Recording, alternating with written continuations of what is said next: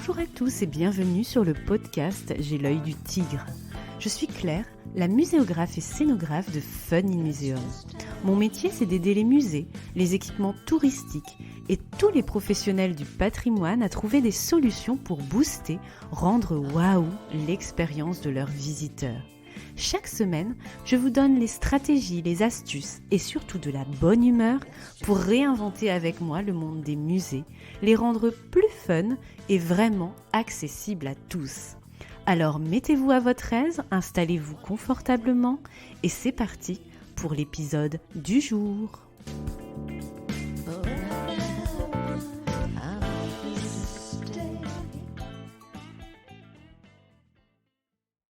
Hello, nous sommes fin mars 2021 et avant de commencer cet épisode, j'avais envie de vous faire une grande annonce.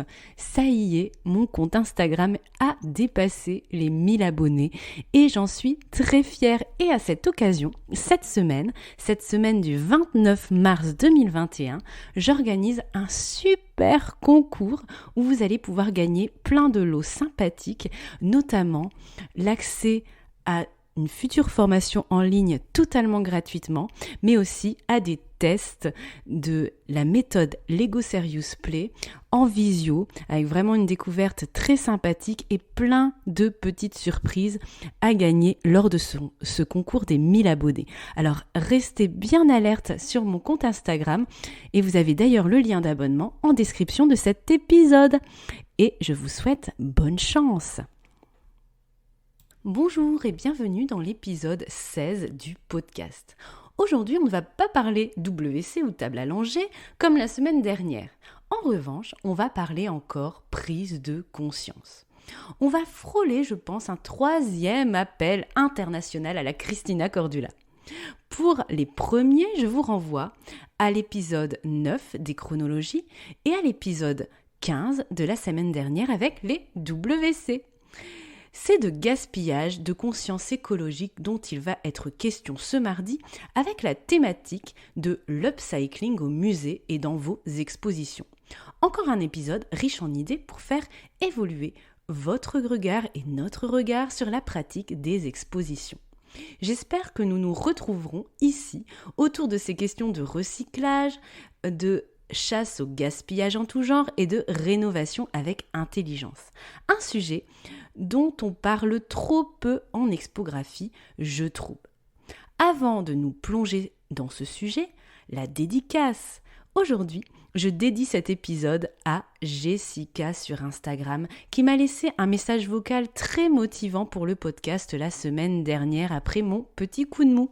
Merci beaucoup à toi Jessica pour ton enthousiasme et aussi pour tes encouragements et cette charmante attention. Il y a 6-7 ans, on parlait beaucoup de démarches d'éco-conception dans les musées et dans les expositions. Ce critère faisait très souvent partie des cahiers des charges.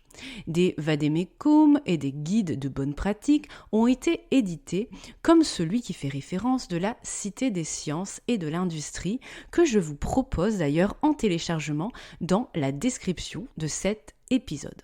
On y parle de matériaux à faible impact écologique, du label européen qui est de référence pour les matériaux ou encore du label Imprime Vert pour les impressions.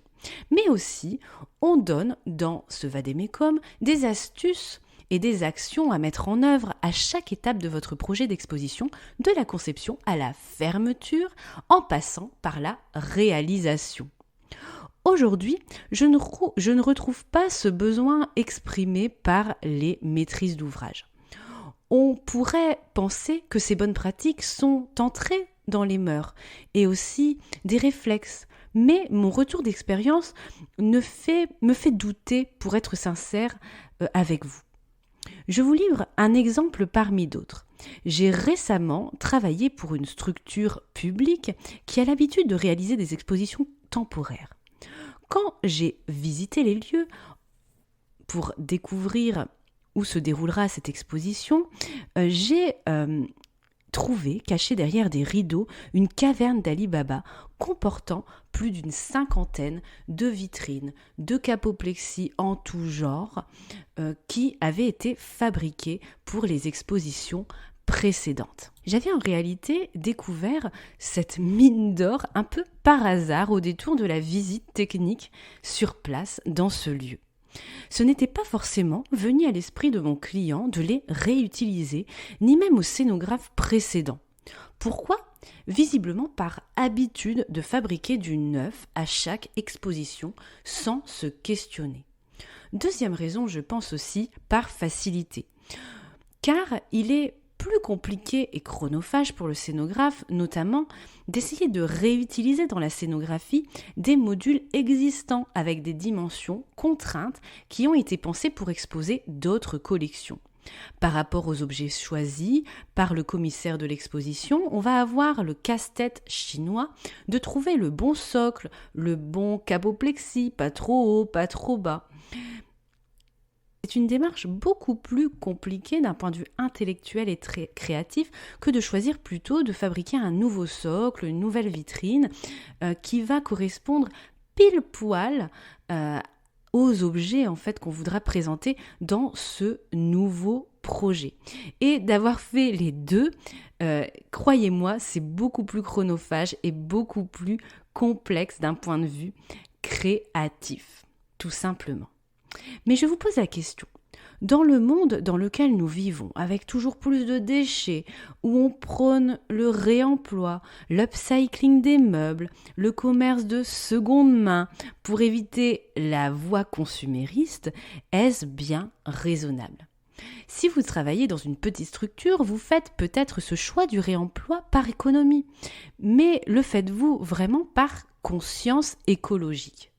Si vous travaillez dans un grand centre des sciences ou un grand musée de France, est-ce que vos expositions temporaires choisissent cette voie du réemploi, même une seule fois ? Car le bois recyclé, le bois labellisé européen ou les encres végétales, c'est bien, mais l'upcycling de la scénographie, c'est encore mieux.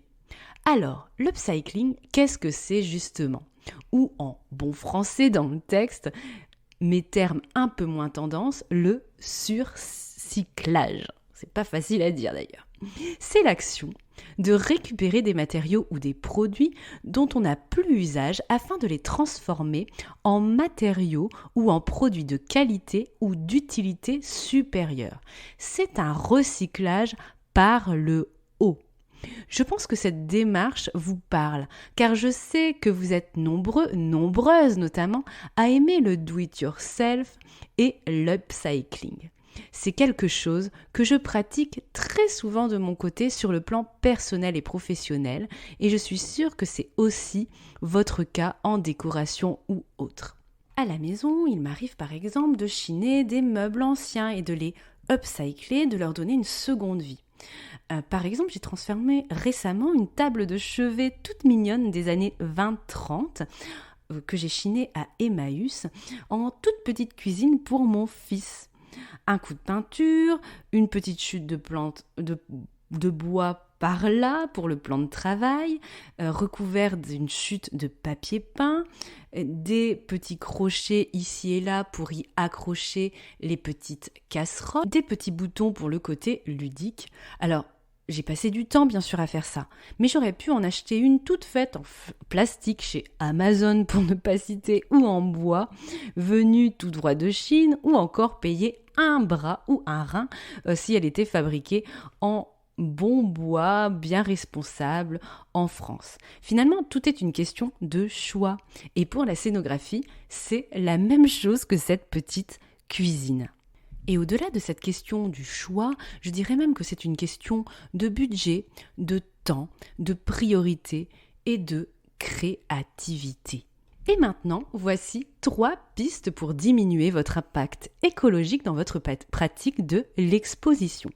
Première piste, le réemploi et le recours à une stratégie de dispositifs scénographiques qui peuvent se moduler et avoir un usage multiple. Que cela soit pour une exposition temporaire ou permanente, réutiliser, c'est vraiment la règle de base.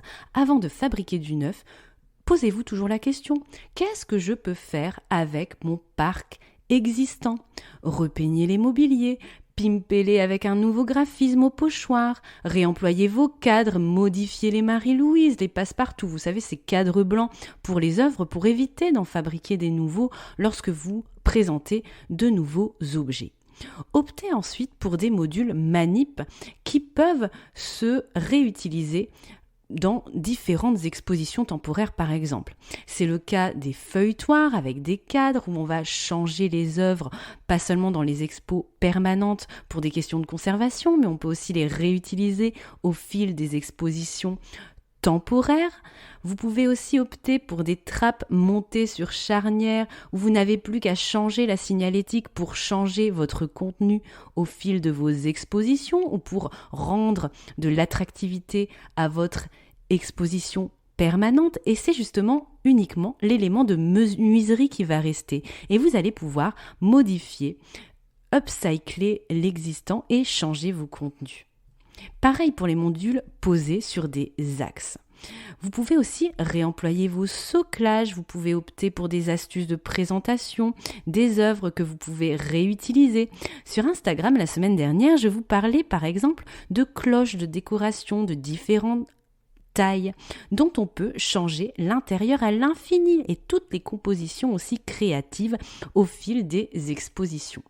Je vous parlais même sur Instagram d'un vieux drap qui avait fait un joli drapé sur une chute de bois, un joli jeté de tissu sur un mobilier qui pouvait se transformer en écran de projection très poétique. Si vous souhaitez d'ailleurs plus d'astuces scénographiques avec un rien du tout, comme je les appelle sur Instagram, rendez-vous sur mon compte, abonnez-vous si ce n'est pas déjà fait et justement vous pourrez en plus participer au concours de cette semaine. Le lien est bien sûr en description de l'épisode.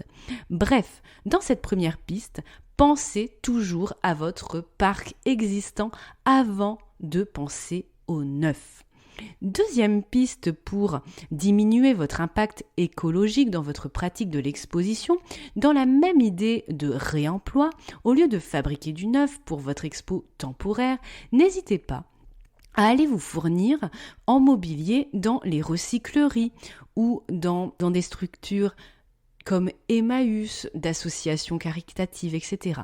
Par exemple, quand je travaillais en musée en tant que chargée d'exposition, il était très courant qu'on aille se procurer, par exemple à Emmaüs, des grandes tables en bois vintage, des fauteuils pour nos expositions temporaires, notamment hors les murs. Ça avait beaucoup plus de charme qu'un plateau neutre peint, tout neuf, sans aucune aspérité.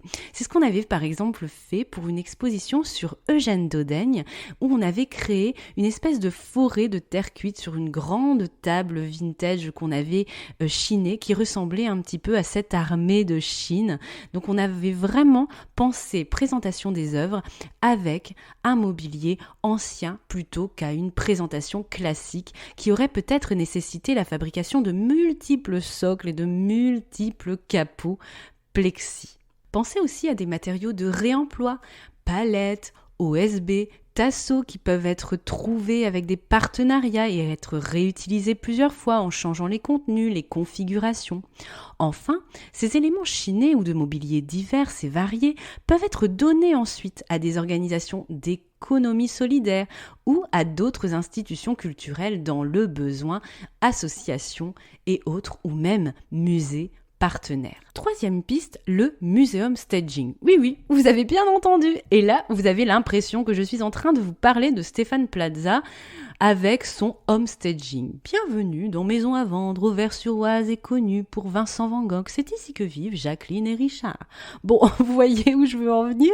Si vous ne connaissez pas le muséum staging, c'est tout à fait normal. C'est un concept que j'ai inventé et qui est copyrighté Fun in Museum. Vous le savez peut-être, la majorité de mon activité est de rénover, de ludifier et de pimper des lieux existants grâce à cette technique du muséum staging justement. Ma démarche en tant que muséographe et scénographe, quand j'arrive avec mes gros sabots sur un lieu, ce n'est pas de tout raser. Au contraire, c'est de détecter les forces de l'offre existante et de voir comment on peut upcycler, réutiliser vers le haut. Rappelez-vous la définition de l'upcycling, du surcyclage de tout à l'heure. Bref, Si vous avez un projet de rénovation, j'ai 2 conseils à vous donner. Ne pas raser votre parcours existant. Réinventez-le au contraire. Faites des interventions ciblées, une nouvelle attraction ici, un nouveau niveau de lecture là pour expliquer un thème différemment, une vidéo, une station sonore, etc. Choisissez vraiment vos priorités. Ne réinventez pas tout, ne réinventez pas l'eau chaude, ne supprimez pas ce qui fonctionne, mais allez vraiment pimper là où vous en avez besoin de manière très ciblée. Regardez vos modules de médiation et avant de tout jeter à la poubelle, interrogez-vous. Qu'est-ce que je peux faire avec? Comment je peux le recycler et le tirer vers le haut?